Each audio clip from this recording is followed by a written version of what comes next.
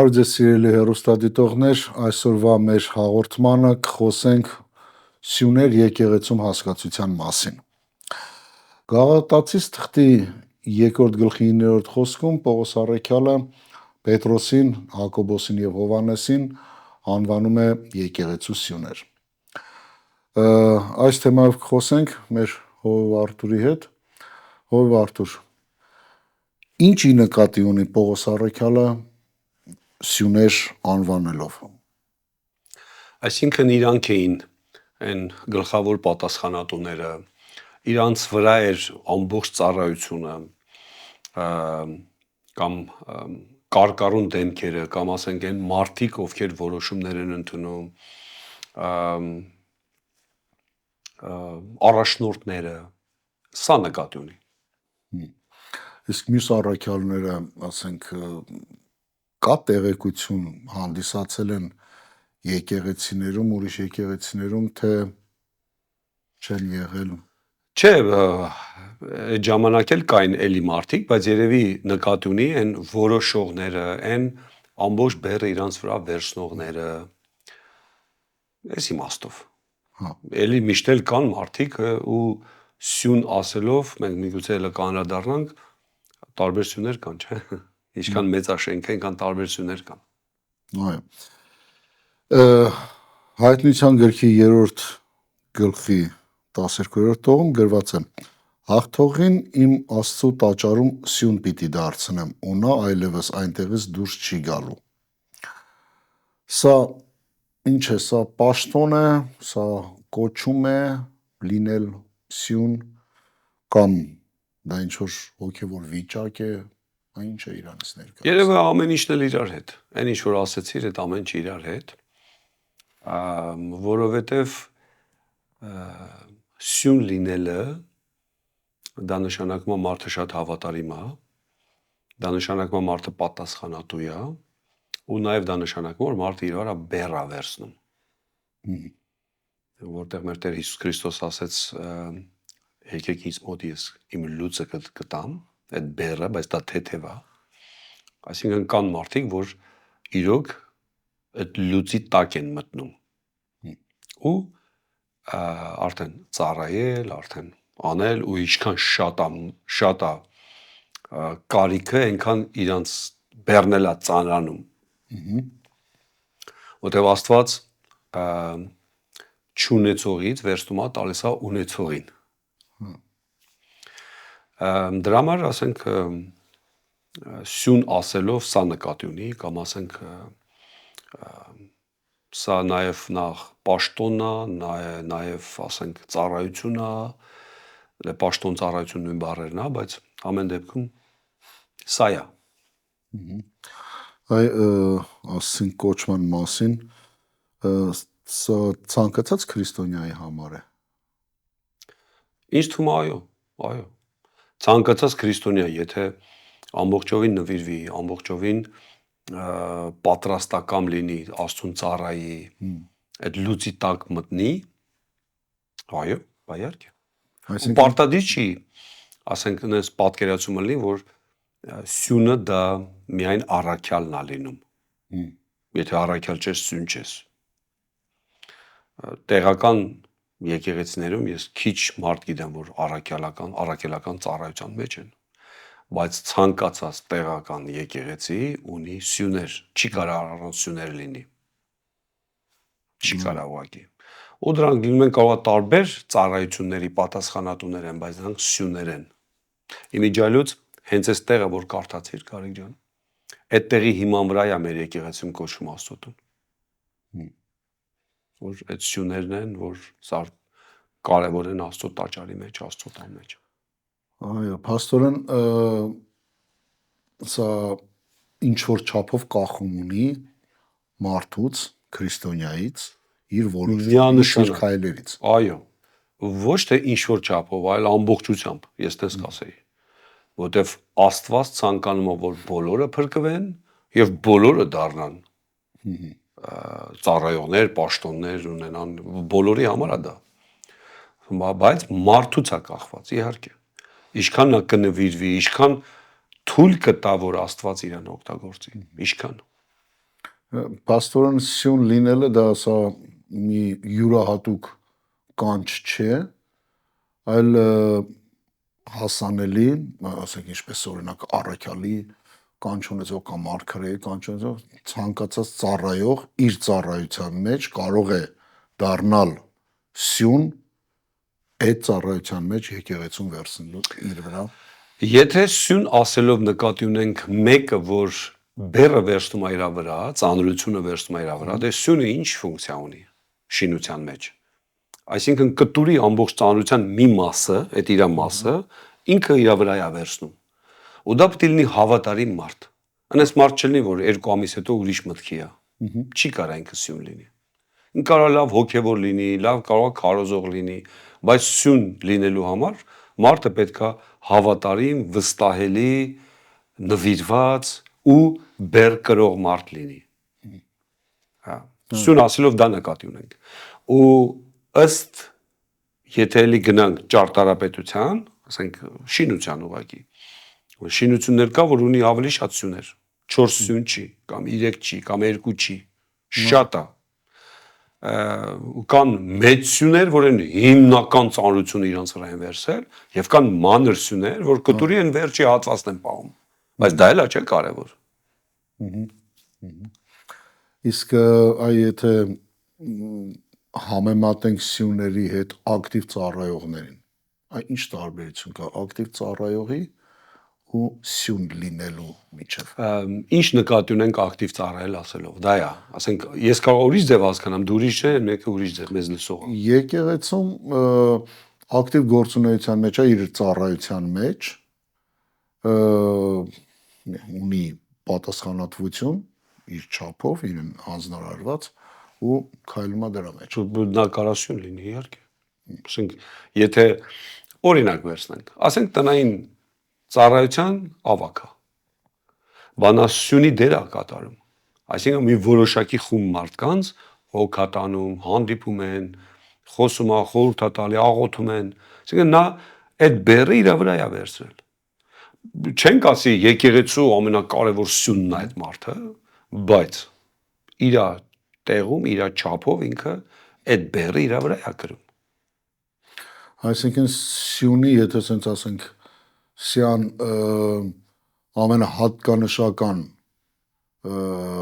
բնութագիրը երևի նա է, որ մարդը իր վրա վերցնի ինչ որ մի բան ինքը կրելու տանելու։ Պատասխանատվություն պետք է կրի, նախ հավատարիմ լինի, վստահելի լինի։ Օրինակ սյունի մատերիալը շինարարության մեջ երբ որ ընտրում են, թե չես ընտրի այնպես բան, որ ինքը փափուկ չասեմ, բայց ինքը այտենց երկարակյաց չի, դες չեն անի։ Օրինակ ես եթե տուն եմ շինում, սյունը կամ այն բանը, որ պահող այդ սյունն է, կամ բետոնից են անում, կամ ուրեմն կարևոր փայտ պետք է լինի, որ հիմնականում կաղնի են անում կամ ուրիշ փայտեր են անում, որ պինդ մատերիալ է։ Հələ մշակում են, որ երկար է դա։ Հիմա եթե գանք եկեղեցի, մեկը որ այս պահին մի ակտիվ է, հետո մեկ էլ տենումս հանգավ, մեկ էլ տենումս ազդեցության տակ ընկավ, մեկ էլ տենումս ազդեցության ընդեղ գնաց, սա վստահելի մարդ չի կարա սյուն լինի ինքը։ Դա վերադառնամ այդ հարցին ակտիվ մարդը, հա։ Ակտիվը լավ է, բայց պետք է հավատարիմ ու վստահելի երկարակյաց լինի։ Նոր այդ մարդը սյունի դեր է խաղում։ Իսկ ուրիշ ինչ հատկանիշներ պիտի ունենա եկեղեցին։ Ինչ թվում է ինչ որ ես վկայեցի, ինչ որ ես ասեցի, անվանեցի այդ հատկությունները։ Այսինքն վստահելի մարդ լինի ու ինքը մարդ լինի, որ մտնում է բեռի տակ։ Մարդը չի մտնում։ Մարդկա ուզում է ազատ լինի։ Չի ուզում։ Ասում է ես երբ գտնեմ կծառայեմ, երբ ես sense մարդը չի կարա սյուն լինի։ Ու հիմնականում եկեղեցում ես տենում եմ իրոք կան մարդիկ, որ շատ մոտ են թե իրանց հոգևոր վիճակով, թե իրանց ասենք նվիրվածությամբ, թե իրանք ասենք զոհաբերող մարդիկ են, բայց սյուն չեն։ Այս զարմանալին է դա, որովհետև իրանք սիրում են ազատ լինեն, չեն սիրում մտնեն բեռի տակ։ Հա։ Էսի բեռը կաշկանդում է մարդ։ Սահմանափակում է, հա։ Որտեվ բոլորս էլ հասկանում ենք, եթե եզը լուծի տակա, լուծ կրողնա, նա սահմանափակ է։ Նա չի կարող աչու ձախանի։ Նա պետքա եթե վարուցանք անում, նա պետքա մի ուղղության վրա գնա։ Նա ազատ մի ինչ-որ ցուլիկի նման չի։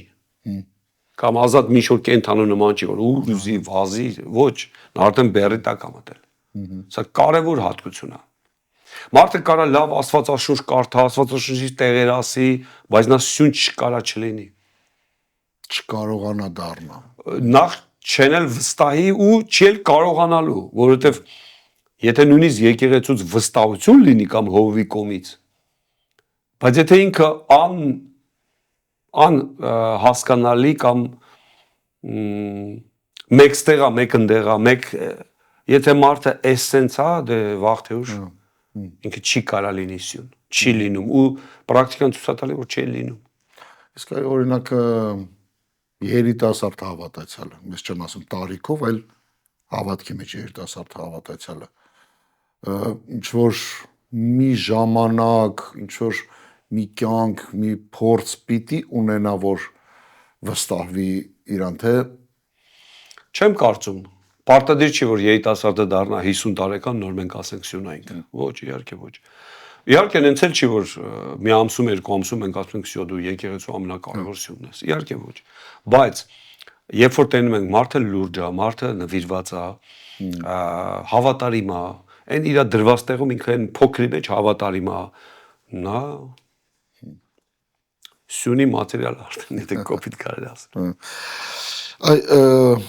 որոնք են առաջին քայլերը, որ մարդը կանգնի այդ ճանապարհին։ Ստաբիլությունը, ինչ վերաբերում է վարդապետական հարցերի, օրինակ Աստվածաշնչում գրած է, որ վարդապետական քամիների տակ չընկնի։ Տարբեր այսօր ես լսեց սենց է, այս վաղ ես լսեց սենց է, վաղ են մյուսօրը չեմ կարծում դա վարդապետական հարցերի քիչ տեղեկացված լինելն է, որովհետև նույնիսկ այն եկեղեցիներում, որ վարդապետական հարցերում շատ զարգացած, ասենք աստվածաբանական դպրոցներով, բանով, բայց էլի տեղել կան տես մարդիկ, որ քամու տակ են ընկնում։ Դա մարդուց է մի քիչ, ինչքան ես եմ հասկանում, ու նման բաները խանգարում է։ Նման բաները անկանխատեսելի մարդ պետք է չլինի ծառայողը։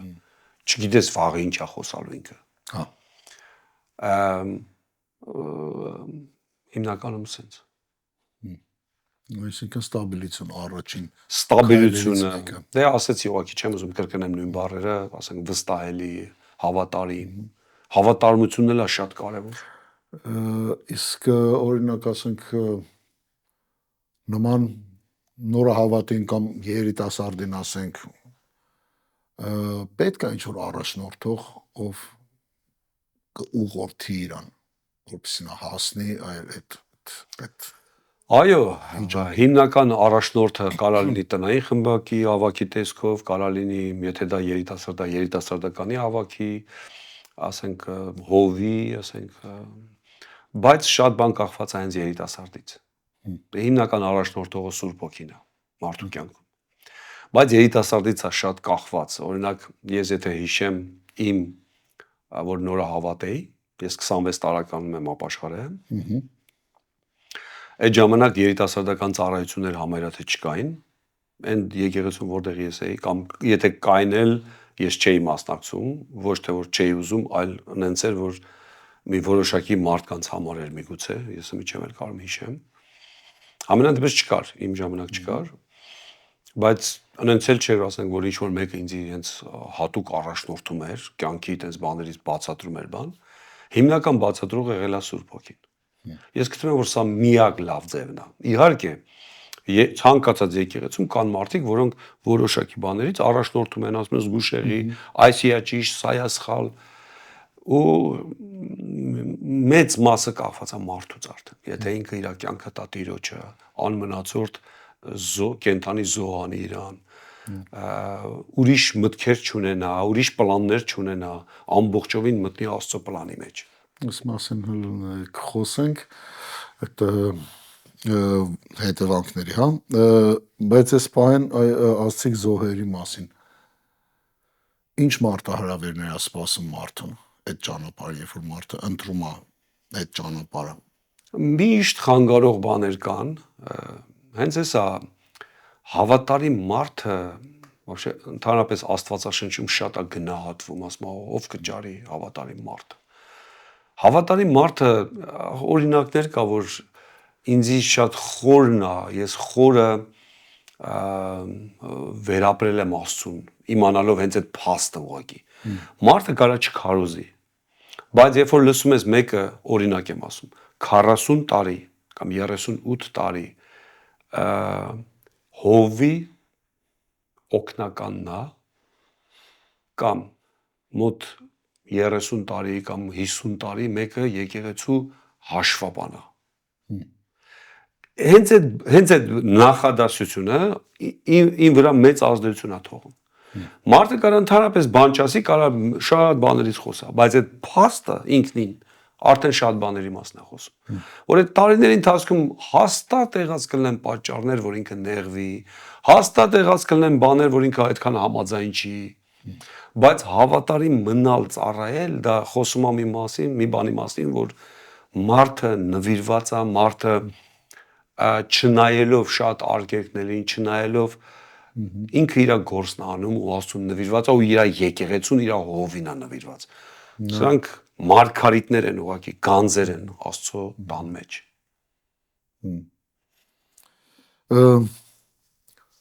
Ինչ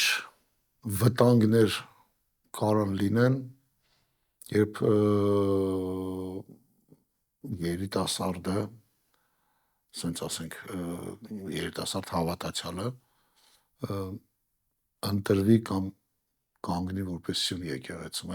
ինչ վտանգներ է սպասվում իրան։ Կա վտանգ, ինչպես Պողոս առաքյալը ասում է, նորահավատ չլինի, որպեսզի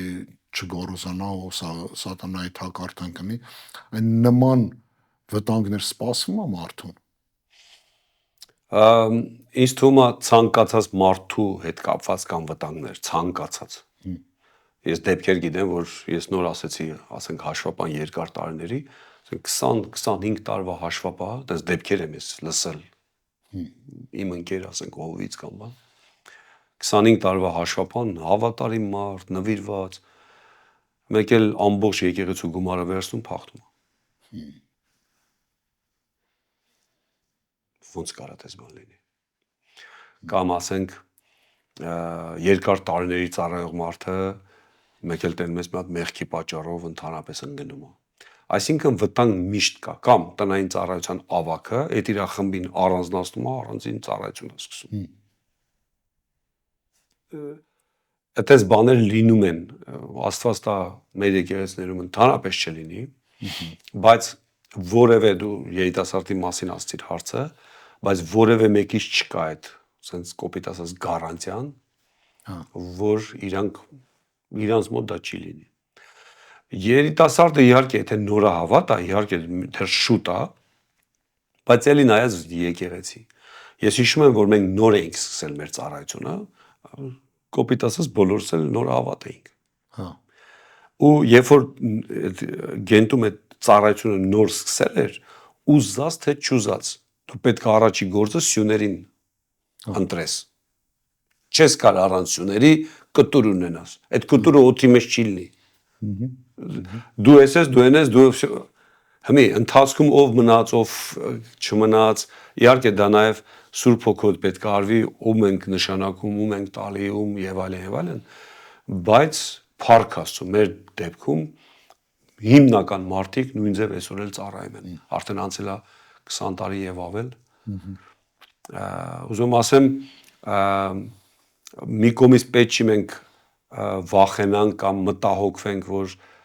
բավոր հանգարց սենս լինի, եթե նվիրված մարդ է, եթե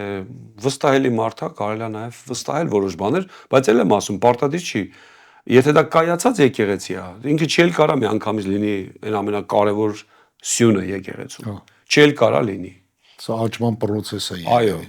բայց եթե նորաստեղծ նոր եկեղեցի է, դեռ պարտադիր բոլորը պետք է մի բան անեն, ասենք եթե մի 20-30 հոգի են, ուզած չուզած պետք է մարդիկ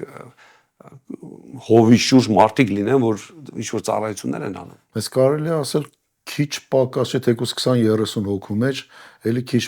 պակաս չի պատասխանատվությունը, որ մարդը պետք է վերցնի իր վրա։ Նույն ձևը, որևէ տարբերություն չկա։ Քչի մեջ հավատարիմը, շատն էլ հավատարիմ։ Այսինքն մեր պարագայում, մեր եկեղեցու պարագայում հենց այդ ձև ա եղել։ Այն ժամանակ մի 20-30 հոգի էինք, այդ նույն ծառայողներ, այսօր շատ ենք, մի 10 անգամ շատ ենք, այդ նույն ծառայողն է։ Բայց արդեն մեծ թմով։ Դե նորմալ է դա։ Հմել է հավատարիմ այդ մարդը։ Բայց եթե մենք ուզում ենք գարանտիա լինի, որ հաստատ մենք կարանք իրար հետ պայմանավորվենք, որ մենք շատ վստահ ենք մարդենք, բայց եթե սյունը ճաքեց, կարա ճաքել լինի։ Գաղատացիներին ու գրված նամակում Պողոս Առաքյալը խոսում է մի դիպվածի մասին, որ պատահում է իր եւ Պետրոսի միջև, երբ վերջինս մեղադրելի վիճակի մեջ էր։ Գիտենք, որ անսխալական մարդ չկա։ Բացի մեզանից։ Այդ եկեղեցու սյունը գտնվելով նման վիճակում կորցնում է իր դիրքը եկեղեցու։ Իհարկե ոչ, մարդը կարա սխալվի ու սխալվում ենք մենք։ Դա չի նշանակում մենք պետք է նորից զրոյից սկսենք։ Իհարկե նայած ինչ սխալ, մի սխալը կարա մարդուն ընդհանրապես հանի ամեն ինչից։ Իհարկե։ Նայած ինչ սխալ։ Բայց Աստված ողորմած է, շանսի Աստված է, միշտ։ Ուղղակի մենք պետք է հասկանանք, որ կա պատասխանատվություն, կա գործ Աստծո, որ մենք շատ պետք է կոպիտ ասած մատերի արանքով չնայենք, այլ ու սա է ամենադժվար բանը ասեմ։ Ամենադժվար բանը սա է։ Ասենք, երբ որ դու մի տարի ես մի ինչ-որ ծառայության մեջ, ծրագրեր ունես, ես անում, բայց երբ որ արդեն դառնում է 20, 30, 40 տարի այդ նույն բանի մեջ ես դու, ու դեռ պետք է փնտրես Աստծո երեսը, դեռ նույն ձևի ակնածանքով պետք է Աստծո հետ վարվես այդ հարցում, այս սա է դժվարությունը։ Մարդկային բնությունը միշտ քեզ տանում է, որ դե գիտեմ էլի, դե այսքան տարի հետ արել եմ, բայց էլի պետք է գաս Աստծուն հարցնելով, Աստծո հետ լինելով։ Այս սա է դժվար։ Ինչ վտանգ կա, որտեղ ես լսել եմ պատմություններ, երբ նման մարդիկ, ասենք, ընկել են ու շատ իրենց կողքի, հավատացյալներից գայթակղության մեջ են ընկել։ Իհարկե։ Ինչ հետևանքներ կարա լինի, ասենց ասած նման։ Հիշում եք, այդպես պատմություն կան 5 տակարանում, որ Սամսոնը դեռ կույր էր,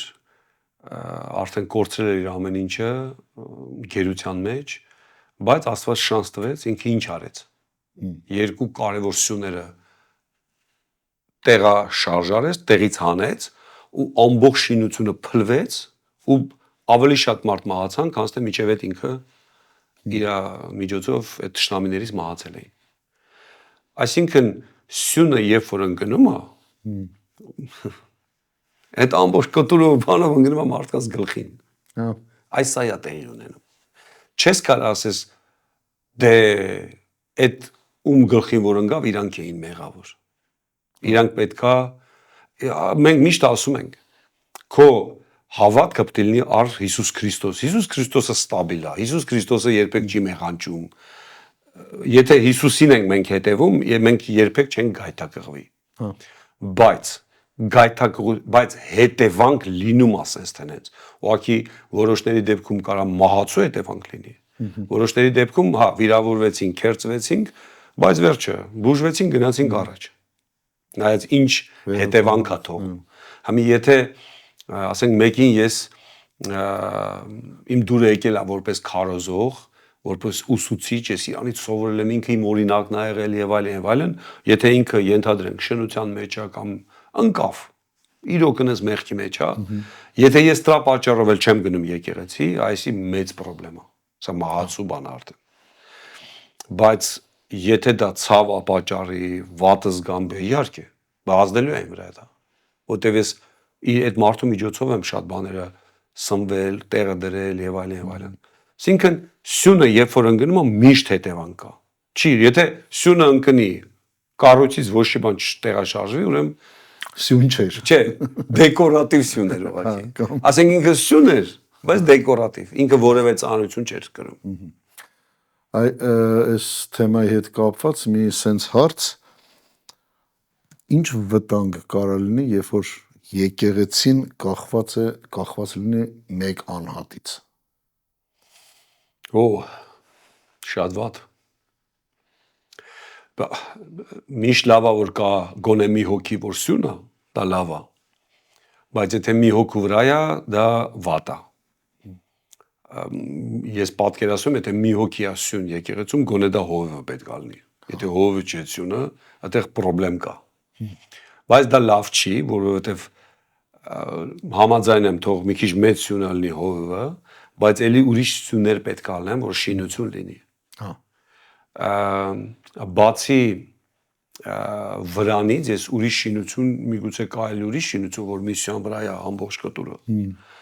Հիմնականում մի գոնե 4, հա, գոնե տենց վերջ էլի։ Այն պրիմիտիվ գոնե 4 անկյուններով տունա, գոնե տենց մի ինչ-որ ձև կտուրը դրվում ա վրան։ Իհարկե միշտ փոքրի մեջ կարելի է յոլա գնալ, որ սյուն էլ պետք չի։ Ասենք եկավ մարդ իր քարոզն արեց, գնաց, թե մի հովի ոնց հասկացավ։ Բայց ես ոնց հասկանում եմ եկեղեցում միշտ պետք է սյուներ, միշտ։ Ու եթե կա եկեղեցում մի քիչ թեմայից միգուցե շեղվեմ, եթե եկեղեցում կան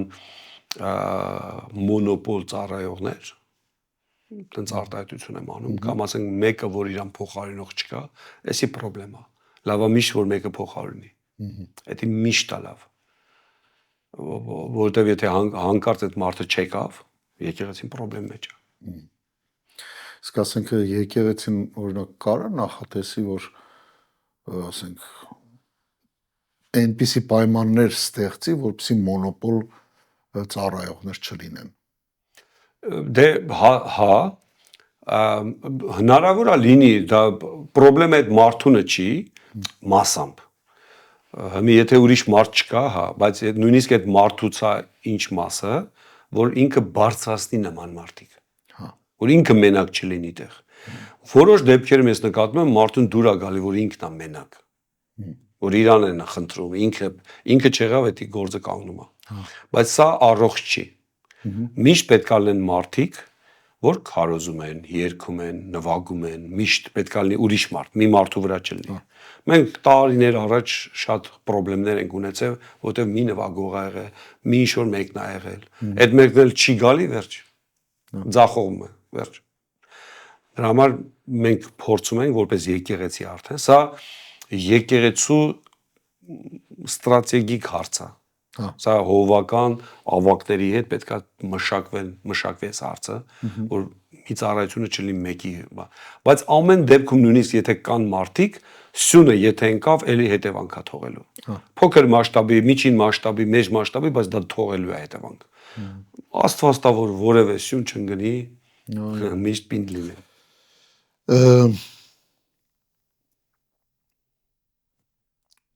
Սյուն լինել եկեղեցում այնքան էլ հեշտ չի։ Ամենայն դեպս կյանքի, հա, ինչ որ մեծ հատված, նույնիսկ օրվա մեջ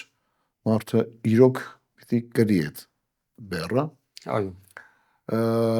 Շատ ժամանակ կլինի որ մարդիկ այրվում են, ասենց ասած, սյուն լինելով։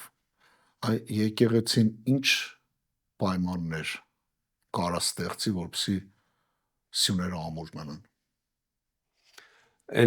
Սա հենց առաջ ինչի մասին խոսում էինք, փոխարինող մարդ լինի, որ մեկու մեջ փոխարինեն, եթե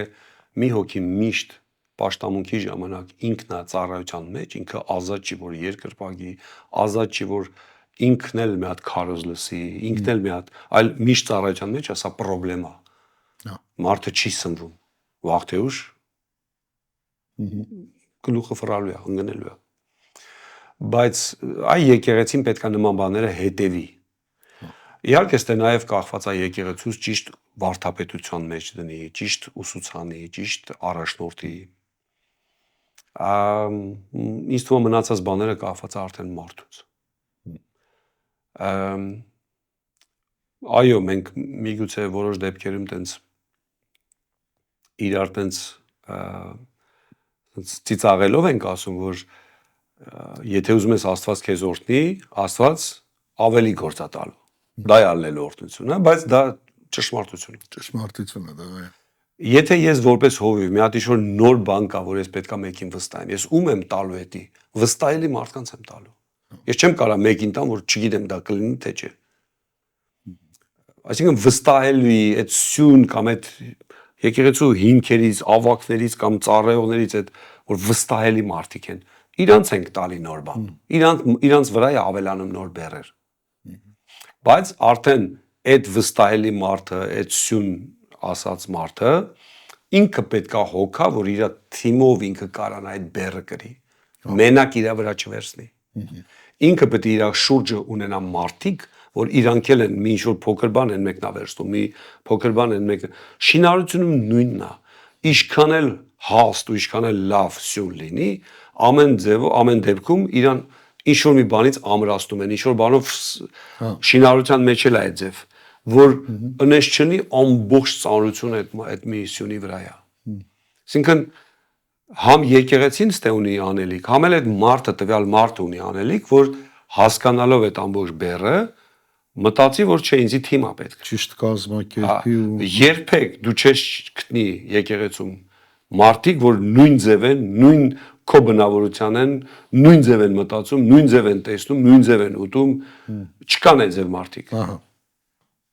Այսինքն այն մարդիկ, որ կան, ում որ Աստված բերել է, իրանց մեջից պետքա թիմ սարքվի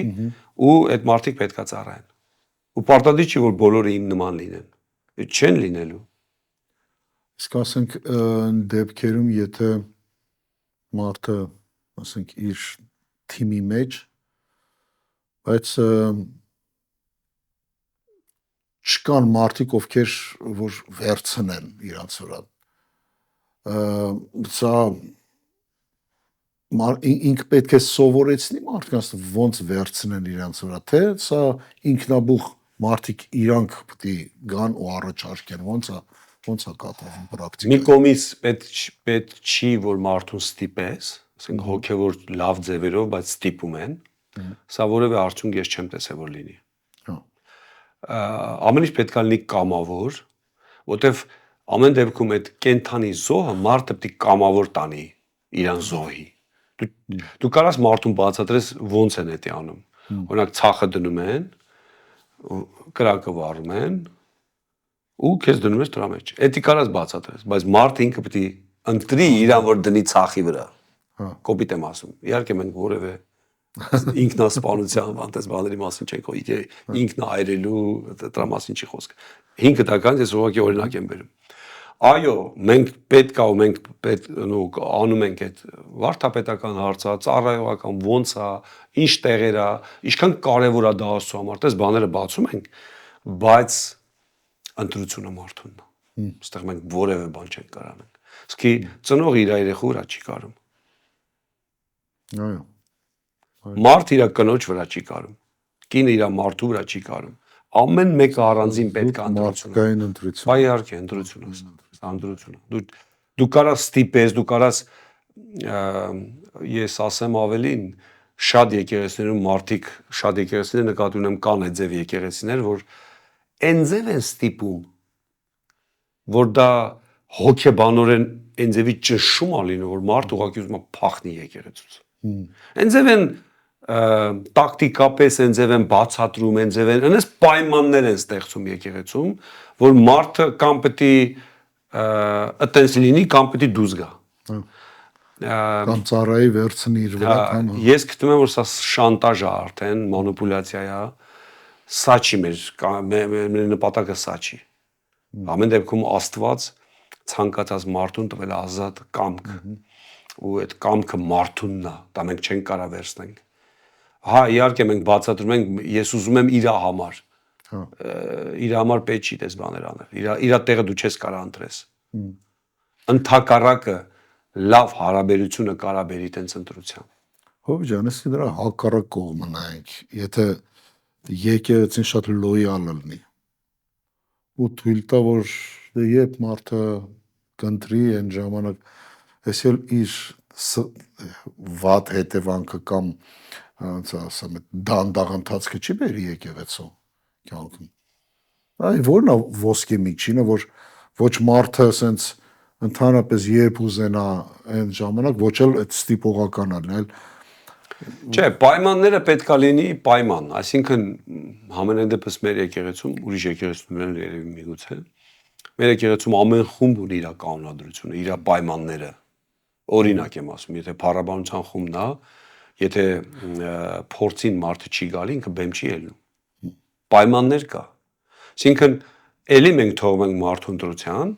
բայց այդ պայմաններով այդ ծառայությունը Այդ եթե ասում ենք լոյալ, այսինքն ինչ ուզում ես արա մեկ արի ծառայի, այդ ձև բան իհարկե ոչ։ Բայց եթե մարդուն հոգեբանորեն ստիպես, սա ես գտնում եմ անթույլատրելի բան։ Որևէ մեկը որևէ մեկին իրավունք չունի որևէ ձևով ստիպի։ Հասկանում եք, շատ դեպքերում դա որևէ ձև չես կարող բացատրել, որ դա ստիպեց։ Ես ուղղակի ասում եմ, ես ուղղակի, բայց դու արդեն չես ասում եմ, դու մարդու ուղեղն ես ուտում արդեն։ Դա ասել չի արդեն։ Ու նենց բարերով Աստվածաշնչի նենց տեղերով որ մարդը վախից էլ չգիտի ինչ անի։ Այսինքն պետք չի մարդուն վախով, չգիտեմ ինչով բերել, եսիմ ինչի մի պարզ պատճառով որ Աստծո համար նման զոհը ընդունելի չի ուղղակի։ Պետք է մենք հասկանանք։ Աստծո համար ընդունելի զոհը, երբ որ մարդը կամավոր է դա, ուզելով, սիրելով է դա անում։ Համի ես եթե մեկին մի ձևն այնց պայմանների մեջ դնեմ, ու դա հեշտ է, դա քարոզների միջոցով, դա կարելի է այն ձև կազմակերպել, որ որևէ մեկը չկարանա մեղադրի։ Բայց ես մարդուն արդեն ճնշում եմ, բռնանում եմ դրա համար, որը որ մենք չենք տենում, ասենք Հիսուսի ծառայության ժամանակ 70 հոգի ուզեցին գնան։ Հիսուս չասեց տղեկ լավ չհասկացաք, ես մի հատ եկեք բացատրեմ կամ բան։ Ոչ։ Այսինքն մի կողմից պետք է լինի, եթե գանք բալանսին, այդ հավասարակշռության այդ հարցին, մի կողմից պետք է լինի իրոք ազատ կամք, մարդը ազատ է, մենք մեկ այդ մարդուն սիրում ենք, իմ եղբայրն է, իմ քույրն է, սենց թե նենց ինքը ինչ էլ անի, մենք իրան սիրում ենք, ինքը տեղ ունի եկեղեցում եւ այլն, բայց ծառայության մեջ կա պայմաններ։ Չի կարա մարդը ինչ ուզի անի, իր ուզած ձևով գա ծառայի։ Չկա այդ ձևը։ Չի կարա մարդը ուղակի նստած տեղից ասի միկրոֆոն տվեք, ես այսօր ինձ թվում է ես այսօր քարոզ եմ։ Չկա այդ ձև բան։ Այսինքն որոշակի կարգա, որոշակի բան կա։ Հետաքրքիր էր, շնորհակալ եմ Հովիվ Արտուր, սիրելի բարեկամներ, այսօր մենք փորձեցինք ձեզ փոխանցել այս թեմայի հետ կապված որոշ հարցեր, մտածում եմ, որ կարող է էլ ավելի ուրիշ հարցեր լինեն,